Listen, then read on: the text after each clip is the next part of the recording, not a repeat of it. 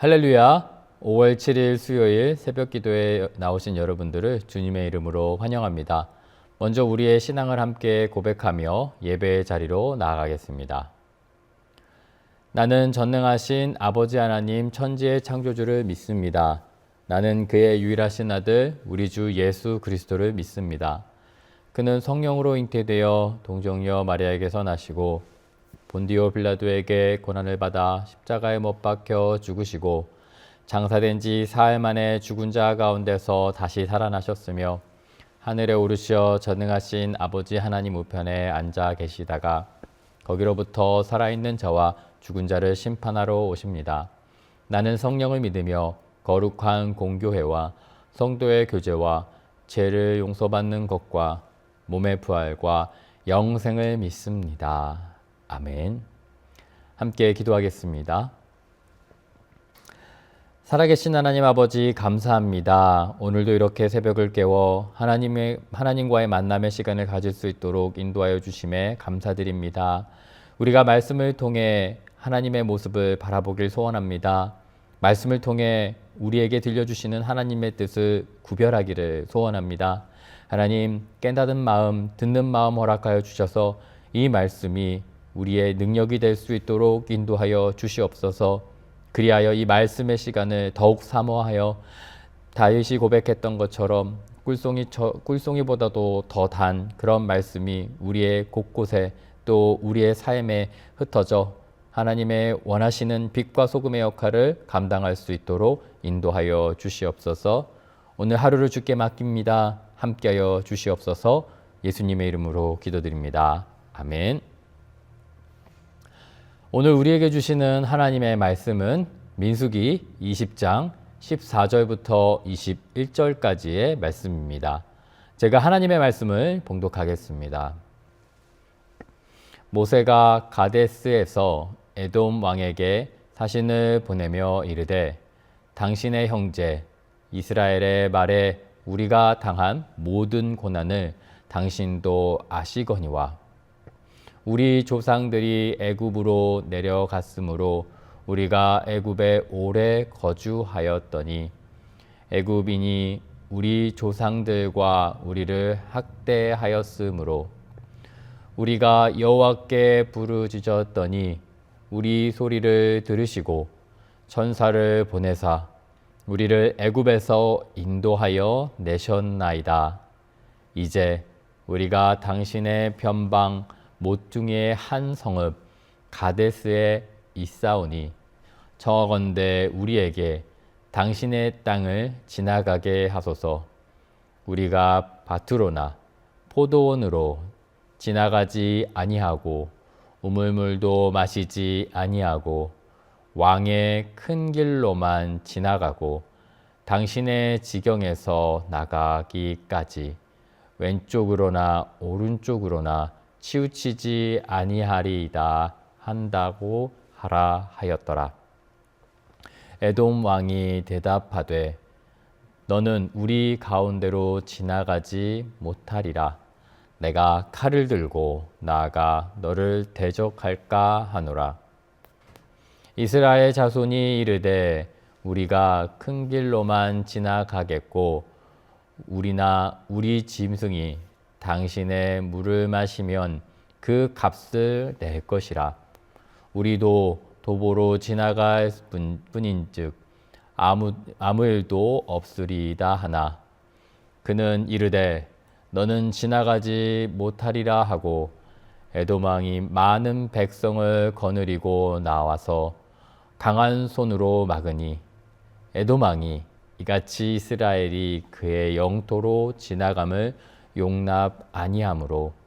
용납하지 아니하므로 이스라엘이 그들에게서 돌이키니라. 아멘. 이것은 하나님이 우리에게 주시는 말씀입니다. 사랑하는 성도 여러분, 오늘 우리는 광야 여정의 어느 한 장면을 마주하고 있습니다. 민수기 20장은 어쩌면 이스라엘의 광야 여정 가운데 가장 뼈아픈 장면이라고 그 중에 하나라고 말할 수 있을 것입니다. 믿음의 여정을 이끌었던 지도자들의 리더십이 곳곳에서 흔들리고 안타까운 사건들이 연이어 벌어지기 때문입니다. 20장에 문을 열자마자 우리는 미리암의 죽음을 마주하게 됩니다. 이스라엘 백성의 노래를 이끌고 그리고 홍해를 건넜던, 손으로 찬양하고 소고를 들고 하나님을 찬양했던 그녀가 이제 조용히 무대에서 내려가게 되는 모습을 보았습니다. 광야 40년의 시간을 흘러 이제 이스라엘 백성들에게도 세대 교체가, 그 시기가 다가왔음을 보여주고 있는 것이죠. 그리고 그 뒤를 이은 모세와 아론, 오랫동안 하나님의 말씀을 대언하고 백성들을 인도하던 형제의 리더십마저 큰 시험을 맞이하게 되었습니다. 백성이 물이 없다고 원망할 때 하나님께서 말씀하셨지요. 반석에게 명령하여 물을 내게 하라. 그러나 모세는 백성 앞에서 손을 들고 지팡이로 2번 내리치게 됩니다. 그 순간 물은 흘러나왔습니다. 사람들은 그 물을 마시고 불평은 잠시 접어두었을는지 모르겠습니다. 하지만 하나님의 마음은 그 지팡이 소리로 무거워지셨음을 보게 되었습니다. 하나님이 말씀하셨죠. 너희가 나를 믿지 아니하고 이스라엘 자손의 목전에서 나의 거룩함을 나타내지 아니한 거로. 그 결과 모세와 아론은 약속의 땅에 들어가지 못하게 되었습니다. 지도자들에게 있어서 가장 중요한 것이 무엇일까요? 지팡이를 드는 능력, 강한 카리스마, 전략, 말솜씨, 모든 것들이 필요하겠죠. 그러나 이스라엘 백성을 이끄는 그 리더십에는 하나님의 말씀을 향한 전적인 순종, 그리고 거룩함을 드러내는 것임을 하나님은 이 장면을 통해서 우리에게 보여주고 계시는 것입니다. 그 여정을 계속 이어가던 중 이스라엘은 한 지역에 이르게 됩니다. 바로 에돔의 땅입니다. 모세는 그곳에서 또 한 번의 결단을 내려야 했습니다. 이제는 전쟁이 아니라 평화로, 칼이 아니라 대화로 길을 열고자 하였던 것이죠. 모세는 사자를 보내 에돔 왕에게 간청했습니다. 우리는 당신의 형제입니다. 야곱의 후손이며 당신의 조상 에서의 형제입니다. 우리가 어떤 고난을 겪었는지 아시는 바처럼 여호와께서 우리를 천사를 보내시고 인도하셨고 우리가 당신의 영토에 이르렀으며 이제 오른쪽으로도 왼쪽으로도 벗어나지 않고 길만 따라가겠습니다 라고 이야기했던 것이죠. 굉장히 설득력 있는 외교적인 접근이라 생각됩니다. 자신들의 족보를 이야기하며 정통성을 강조했고 출애굽의 은혜를 상기시키며 강한 군사력을 피하고자 평화의 손을 내밀었던 것이죠. 모세는 리더로서 최선을 다했다 이야기할 수 있을 것입니다. 단순히 말이 아니라 마음을 다해 평화를 강구했습니다. 모세의 입장에서 에돔의 길, 곧 왕의 큰 길은 가장 빠르고 효율적인 길이라 생각했을 것입니다. 이스라엘은 수백만 명이 함께 이동했던 그런 모습이었죠.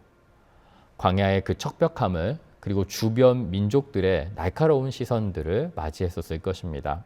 그래서 가장 효율적이고 안전하게 목적지까지 도달하려면 왕의 큰 길로 통과하는 것이 전략적으로 가장 합리적임으로 보였을 것입니다. 모세는 광야 40년을 이끌어왔던 경험이 이제 제법 많이 쌓여진 리더로서 가장 신중하고 이성적인 선택을 한 것이 아닌가 생각해 보게 되었습니다. 그 길을 선택했던 이유는 하나님이 주신 사명을 감당하는데 가장 적절해 보였기 때문이겠지요. 그러나 에돔 왕의 반응은 단호했습니다. 너희는 지나가지 못하리라. 심지어 군대를 이끌고 나와서 막기까지 하였던 것이죠. 많은 백성을 거느린 에돔 왕의 모습은 단순히 거절이 아니라 위협 그 자체였을 것입니다. 하나님의 백성은 그 자리에서 멈춰지게 됐고 결국은 돌아가는 것을 선택해야 했습니다. 민수기 21장 4절에 이렇게 이야기합니다. 백성이 호르산에서 출발하여 홍해길을 따라 에돔 땅을 우회하려 하였다가 길로 말미암아 이 백성의 마음이 상하니라.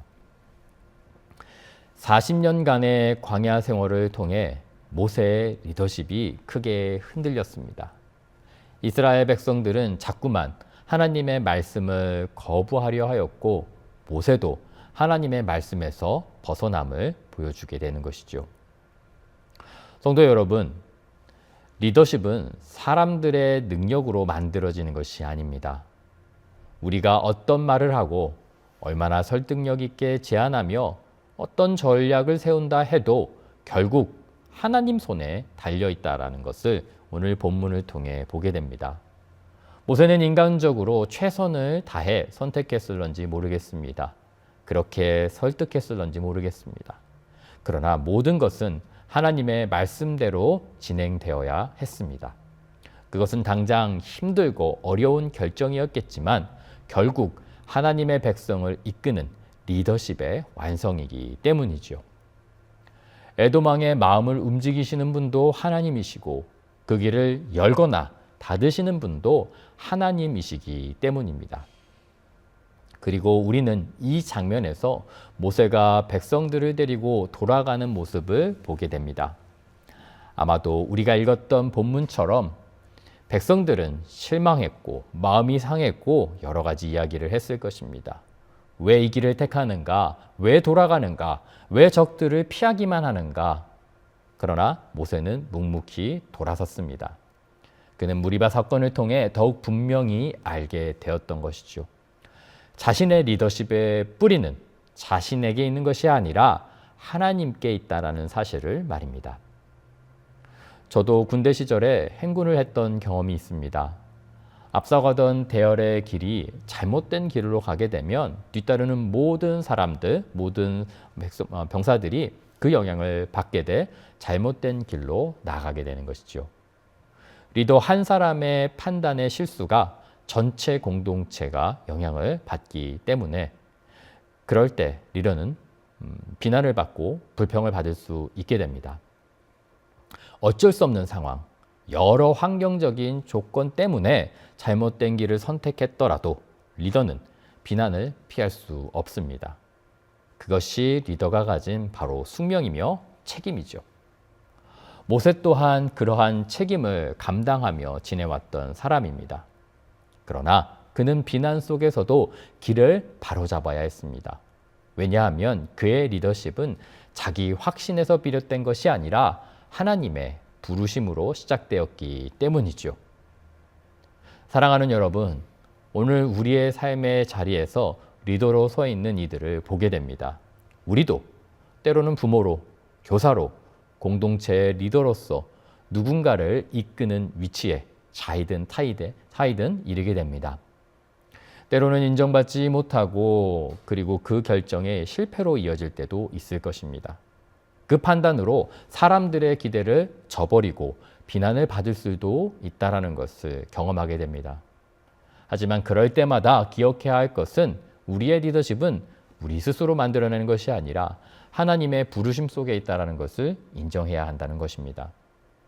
흔들리는 사람의 손이 아니라 하나님의 리더십은, 하나님께서 우리에게 허락하신 리더십은 그 말씀의 순종이 근원이 된다는 것 잊지 말아야 합니다. 그러므로 모세처럼 길이 막혔다고 포기하지 아니하며 돌아가는 그 믿음의 여정을 담대히 나아가는 우리들의 모습이 되어야 합니다. 그 길 끝에 하나님은 다시 길을 만드시고 은혜를 허락하시며 하나님이 계획하신 또 다른 일들을 우리에게 허락하십니다. 이제 우리가 이렇게 고백하길 소원합니다. 주께서 길을 여시지 않으시면 멈추겠습니다. 주께서 인도하시는 길이라면 돌아서더라도 따르겠습니다. 그리고 그 비난과 그리고 사람들의 불평도 감내하겠습니다. 라고 고백할 때 하나님은 그런 우리의 순종에 기름을 부으시며 그것이 협력하여 하나님의 놀라운 큰 뜻으로 열매 맺게 될 것입니다. 이 고백이 오늘을 살아가는 우리 안에 다시 세워지기를, 그래서 저와 여러분들이 하나님께 순종하며 하나님께서 세우시는 리더십을 경험하며 나아가는 오늘 하루가 되기를 간절히 소원합니다. 함께 기도하겠습니다. 살아계신 하나님 아버지, 감사합니다. 우리가 우리를 세우는 것이 아니라 우리의 리더십을 세우시는 분은 하나님이십니다. 우리가 긴 인생의 여정에서 많은 공동체, 가정, 그리고 우리의 조직, 또 우리의 기업, 많은 일들을 만나게 될 것입니다. 그때 결정해야 될 것은 하나님의 뜻이 어디 있는가 판단하며 그 뜻을 세우기에 비난이 있더라도 또 어려움이 있더라도 묵묵히 행해 나아갈 수 있는 우리들이 될 수 있도록 인도하여 주시옵소서. 40년 광야 세월이 지나갈수록 우리 마음이 흔들리는 것이 아니라 하나님을 향한 더 불붙는 마음, 그 열정으로 하나님만을 바라보며 나아가는 우리 동양선교교회 모든 사랑하는 성도들이 될 수 있도록 인도하여 주시옵소서. 오늘의 삶의 기도의 자리에서 주님 함께 하실 것을 기대합니다. 우리의 어려운 문제들 주님 아시오니 들어주시고 응답하여 주시옵소서. 하나님께서 함께 하실 것을 믿사오며 예수님의 이름으로 간절히 기도드립니다. 아멘. 계속해서 기도의 자리로 나아가겠습니다.